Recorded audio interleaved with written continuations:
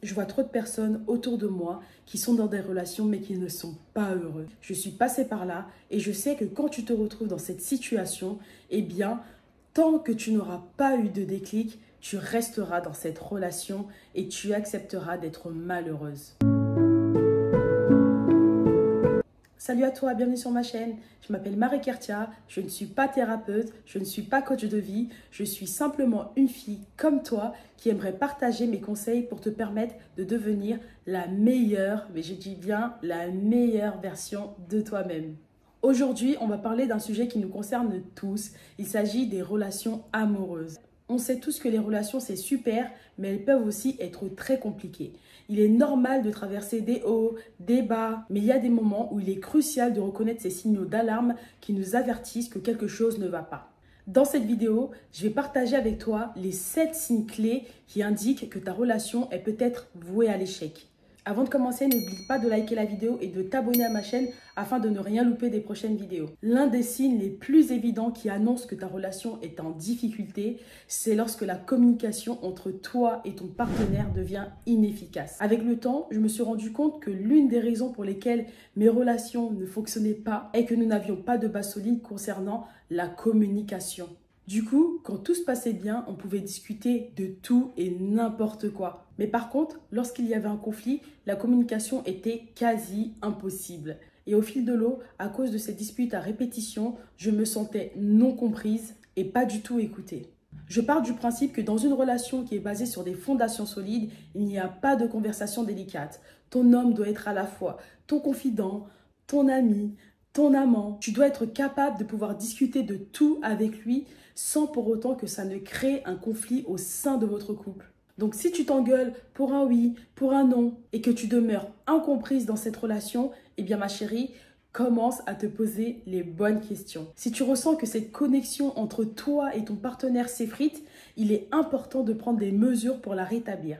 Et ça va impliquer plusieurs choses, comme dans un premier temps, apprendre à mieux écouter, parler de manière plus ouverte et honnête. Et pour les situations les plus extrêmes, je te conseillerais même de consulter un thérapeute pour vous aider à communiquer plus efficacement. N'oublie pas que la communication est un élément essentiel pour résoudre les problèmes et maintenir une relation forte. Si tu remarques des signes de communication inefficaces, c'est le moment de prendre conscience de cette situation et de travailler avec ton partenaire pour la rectifier. Un autre signe alarmant qui peut indiquer que ta relation est en difficulté, c'est le manque de confiance. Selon moi, la base d'une relation solide se schématise en 3 points clés, qui sont la confiance, le respect et enfin l'amour. Je le répète encore une fois afin que tu l'assimiles correctement.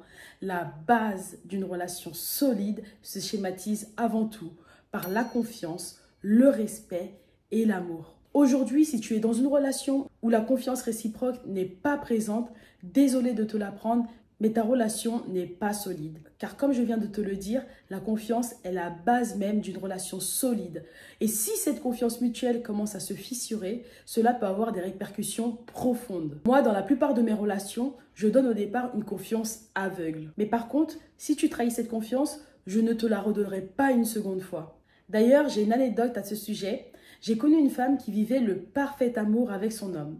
Mais un jour, elle a remarqué qu'il avait changé à son égard. Il n'était plus attentionné, il ne lui faisait plus de compliments. Et au vu de ce changement radical, du jour au lendemain, elle a commencé à perdre confiance en lui. Elle doutait de ses paroles ou même de ses actes. Et à partir de là, elle a commencé à faire quelque chose qu'elle n'avait jamais fait. Elle s'est mise à vérifier régulièrement le téléphone de son homme en cachette. Et là, je m'arrête sur ce point crucial. Mesdames, s'il vous plaît, ne fouillez pas dans le téléphone de vos hommes. Parce que si vous l'avez fait une fois, vous allez vouloir le refaire systématiquement. Et dans la plupart des cas, quand on recherche, on trouve. Est-ce que toi, tu te vois fouiller tous les jours de chaque année dans le téléphone de ton homme? Réponds-moi dans les commentaires parce que je serais curieuse de le savoir. Je pense que ce n'est pas du tout une habitude à prendre au sein de ta relation.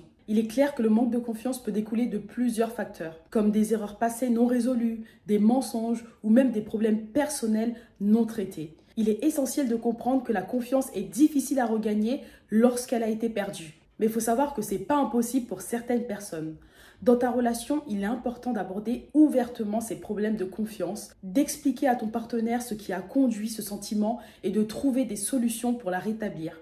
Et puis si tu sens que c'est plus fort que toi, que tu ne pourras pas refaire confiance à ton homme, eh bien, laisse tomber. Ne reste pas dans cette relation où tu vas ruiner ton mental car tu ne seras jamais rassuré au sein de ta relation. Un autre signe révélateur qu'une relation peut connaître des problèmes, c'est une mauvaise gestion des conflits. Les désaccords et les disputes sont inévitables dans toute relation, mais la manière dont vous les gérez peut faire toute la différence.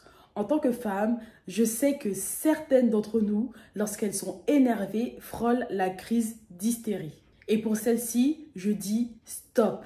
Ce comportement, on le sait, n'a jamais réglé aucun problème. Si tu remarques que vous avez du mal à résoudre vos différends de manière constructive, que les disputes s'intensifient au lieu de se résoudre, c'est un signal d'alarme. Une communication agressive, des insultes, c'est un climat toxique qu'il faut éviter à tout prix. Pour résoudre ce problème, il est essentiel déjà de savoir se remettre en question. Et ça, je dis bien que ça va dans les deux sens. N'oublie pas que les conflits, lorsqu'ils sont gérés de manière saine, peuvent renforcer ta relation, vous permettant de mieux vous comprendre mutuellement au sein de votre couple. Un autre signe clé qu'il est important de reconnaître dans ta relation est l'éloignement émotionnel.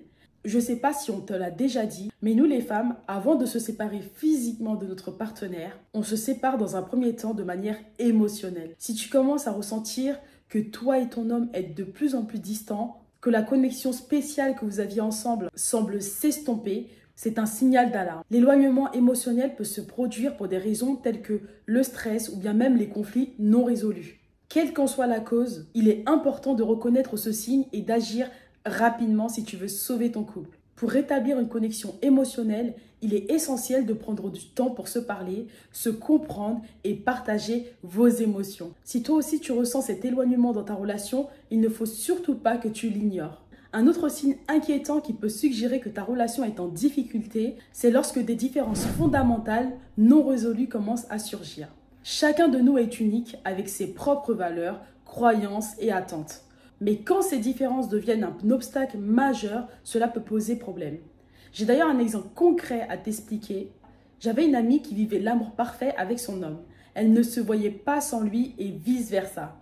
Mais, oui, parce qu'il y a un mais, le seul problème pour eux, c'est qu'ils n'avaient pas la même religion. Sur l'instant T, ça fonctionnait totalement, mais lorsqu'ils commençaient à réfléchir à la suite de leur relation, ils se rendaient compte qu'ils avaient des désaccords fréquents sur des questions fondamentales comme la vision de l'avenir, les valeurs familiales ou bien même l'éducation qu'ils inculqueraient à leurs futurs enfants. Ma chérie, si tu rencontres ces désaccords et qu'ils ne sont pas résolus ou qu'ils ne sont pas pris en compte, ils peuvent devenir une source constante de tension.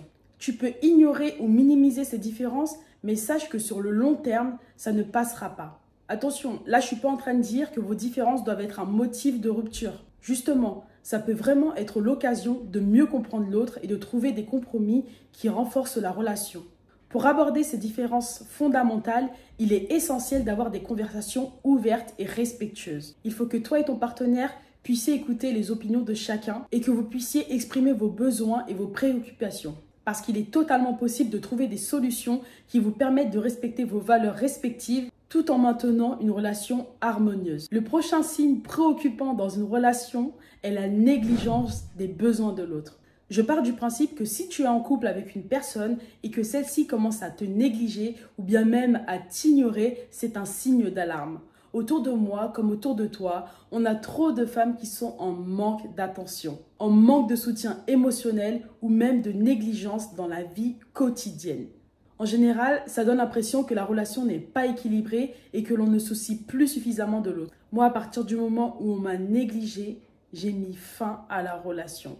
Car je pense que pour une femme, c'est le pire sentiment qu'on puisse éprouver à l'encontre de notre partenaire. Il est important les filles que vous soyez attentives et que vous puissiez en discuter si jamais vous remarquez un signe de négligence de la part de votre conjoint. Dans votre relation, il est primordial de vous soutenir mutuellement. Qu'il s'agisse de passer du temps ensemble, de montrer de l'affection ou de fournir un soutien émotionnel, c'est super important. La négligence des besoins de l'autre peut être corrigée si chacun fait des efforts de son côté. Le 7e et le dernier signe à surveiller dans une relation est la stagnation. Hélas, c'est le danger ultime.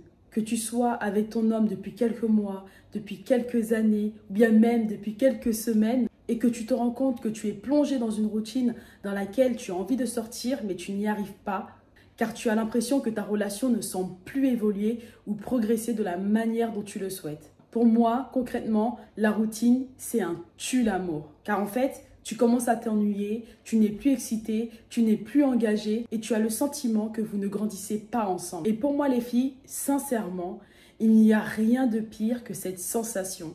Je l'ai déjà ressentie et vraiment, j'avais l'impression que je faisais du surplace, qu'on n'avait pas d'objectif de couple. Pour remédier à la stagnation, il est important que vous réfléchissiez à des objectifs que vous souhaitez atteindre. Ça permettra de raviver l'excitation, d'explorer de nouvelles expériences et de continuer à grandir en tant que couple. Avec une communication ouverte et des efforts pour rétablir la croissance, vous pouvez surmonter ce signe et revitaliser votre relation. Donc voilà les filles, nous arrivons à la fin de la vidéo. J'espère qu'elle t'a plu. N'hésite pas à mettre dans les commentaires si tu as déjà rencontré une de ces situations au sein de ton couple. Et comme je te le dis chaque semaine, écouter, c'est bien, mais appliquer, c'est encore mieux. Le plus important, c'est que tu sois en phase avec toi-même et tes choix. D'ici là, je te dis à la semaine prochaine. Prends soin de toi. Je te fais des gros bisous. Ciao!